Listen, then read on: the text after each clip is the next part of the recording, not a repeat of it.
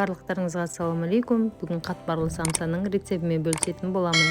Ең алдымен каналыма жазылып, лайк басуды ұмытпаңыздар.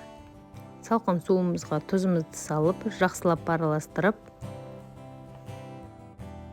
ұнымызды керегенше салып, жұмсақ қамыр илейміз. Иленген қамырымызды бетін жауып, жарты сағатқа тындырып қоямыз. Жарты сағат өткен соң жұқа қылып жаямыз.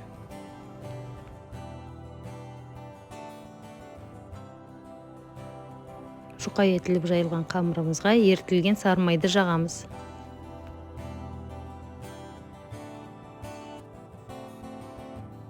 Рулет қылып ораймыз. Дайын болған қамырымызды 2 сағатқа холодильникке қоямыз. 2 сағаттан соң бөліктерге бөліп, самсамызды дайындаймыз. Жұқа қылып жайып аламыз. Ішіне салмасын саламыз. Менде тауық етімен конверт тәрізді қылып жабамыз. Ашылып кетпеуі тиіс.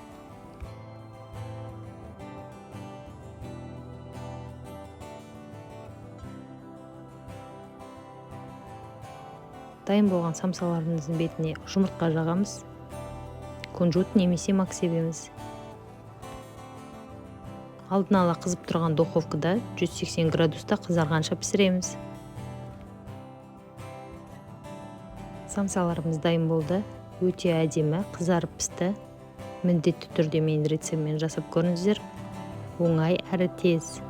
Басқа да рецепттерді өткізіп алмау үшін менің YouTube каналыма жазылып, лайк басып, комментарий жазуды ұмытпаңыздар.